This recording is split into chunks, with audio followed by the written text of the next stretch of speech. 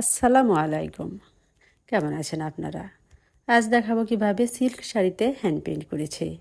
প্রথমে একটা বাটিতে হোয়াইট পেস্ট নিয়েছি, তারপর বাইন্ডার, এনকে ফিক্সার, অকজেল, নাইলন ফিক্সার দিয়ে মিশ্রণ করে নিচ্ছি। হোয়াইট পেস্টের মধ্যে আমার সবগুলো মেডিসিন ছিল। এখন আবারও দিচ্ছি রং পাতলা করার জন্য। হ্যান্ড পেইন্ট করার জন্য রং পাতলা করতে হয়, আর ব্লকের রং একটু ঘন রাখতে হয়। তো প্রথমে আমি টেবিলে শাড়ি বিছিয়ে নিয়েছি। এটা আমার প্রথম শাড়ি। নতুন ঘরে, টিনের ঘরে এতদিন কাজ করেছি আমি তিনতলায়, এখন টিনের ঘর দিয়েছি আলাদা। এই ঘরে আমি কাজ করছি। তো আজকে আমার এই শাড়িটা প্রথম শাড়ি করা। তো প্রথমে আমি একটা ব্রাশের সাহায্যে মাপ করে নিয়েছি ফোঁটা ফোঁটা করে, তারপর কাজ করছি। হোয়াইট পেস্ট দিয়ে প্রথমে আমি ফুল করে নিলাম, তারপর একটা একটা করে তুলি দিয়ে ফুলের শেপ ওঠাচ্ছি এবং কলি দিয়ে দিচ্ছি পাশাপাশি। সমস্তটা হোয়াইট পেস্ট দেওয়ার পর আবার ডার্ক কমলা দিয়ে পেন্ট করছি। দেখতে পাচ্ছেন একটা একটা করে কলি দিয়ে দিচ্ছে সাথে সাথে, না হলে ভুল হওয়ার সম্ভাবনা বেশি। Man is mortal, no man is immortal. আমাদের মরতে হবেই। রোজার দিন, এখনও বেশ কয়েকটা রোজা আছে। আমাদের সুযোগ, এই সুযোগেই বেশি বেশি ইবাদত বন্দেগী করা, আল্লাহর কাছে মাপ চাওয়া। এই কাজ করেছি আমি অনেক আগে, ভিডিওটা দিলাম এখন। এটা আমার মেয়ের স্কুলের ম্যাডাম নিয়েছে।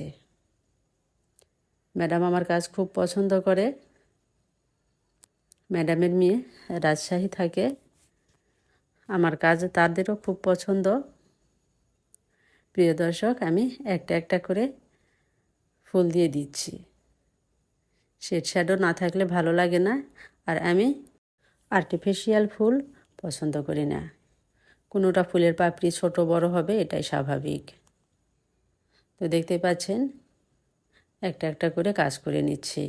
যারা পারে তাদের সমস্যা নেই, যারা না পারে তাদের জন্য বেশি বেশি দেখতে হবে, খুব মনোযোগ সহকারে দেখতে হবে। পাতাটাও দিয়ে দিলাম একটু অগোছালোভাবে। পাতার শেপটা আসে আসলে লতা জাতীয় গাছের পাতার মতো, আবার বাঁশের পাতার মতো বলা যায়। তো এখন আমি আবার একটু সবুজ কালার পাতা দিচ্ছি, 2 কালারের পাতা। আস্তে আস্তে পাতার শেপ উঠাচ্ছে। এরপর আবার কিন্তু অ্যাশ কালার দিয়ে কাজ করে দিব। সবাই যে একই রকম পাতা দেয়, আমি কিন্তু সেই পাতা দেই না, আমার পাতা আলাদা। আস্তে আস্তে শেপ করে দিতে হবে, একটু চিরুল চিরুল ভাব আসবে। এরপর আমি কালো কালার দিয়ে ডাল এঁকে নিলাম। বাইন্ডারে ভাগ বেশি দিতে হবে ডাল দেওয়ার সময়, তাহলে স্মুথ হবে ডালের আকৃতি, অগোছালো হবে না। খুব সাবধান মতো আস্তে আস্তে দিতে হবে। যারা ফ্রিভাবে ড্রয়িং করতে পারে না, তাদের জন্য হ্যান্ড পেইন্ট ফিনিশিং অত ভালো আসবে না, বেশ কষ্ট হবে। তো আমি আস্তে আস্তে সবগুলোই একই রকমভাবে দিয়ে দিচ্ছি। যখন ফুলেরটা ফুলের, পাতাটা পাতার, কলির সবগুলো একটা একটা করে দিয়ে নিচ্ছি, তাহলে সবগুলো মোটামুটি একই রকম আসবে। এখন আমি মাঝে মাঝে আবার পাতাও দিয়ে দিচ্ছি, তাহলে ডিপ লাইট ভাবে আসবে, ডার্ক ভাব থাকলে ভালো লাগবে দেখতে। প্রিয় দর্শক, খুব শীঘ্রই আমি ক্যালিওগ্রাফির কাজ দেখানো শুরু করব। আমার পেজে আপনারা বিভিন্ন রকম কাজ দেখতে পাবেন।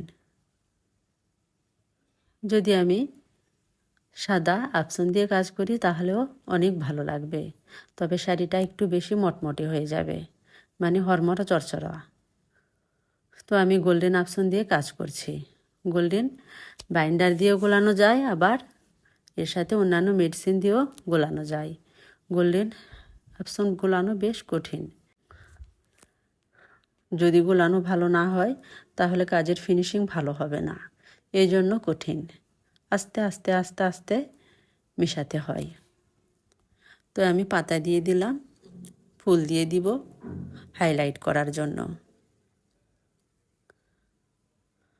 ফুলের মাঝখানে দিয়ে দিচ্ছি এক্সট্রা ফুল, পাতা, সব কিছু মিলে আমার শাড়ির কাজ হয়ে গেল। যদি আরও কাজ করি হবে, তবে বেশি জাবরা জাবরা কাজ ভালো লাগে না। প্রিয় দর্শক, আমার শাড়ির কাজ হয়ে গেছে। সন্ধ্যার সময় কাজ করছি, সকালে তুলে নিয়ে যাব সম্পূর্ণ শুকালে, তারপর আয়রন করে কাস্টমারকে দিয়ে দিব। এর সাথে কিন্তু একটা চাদরও আছে। চাদর আর এই শাড়ি একসাথেই করেছি। সামনে পর্বে আমি চাদর দেওয়ার চেষ্টা করব। সেই পর্যন্ত আপনারা ভালো থাকুন, সুস্থ থাকুন। আর সামনে ঈদ আসছে, সবাইকে ঈদের শুভেচ্ছা।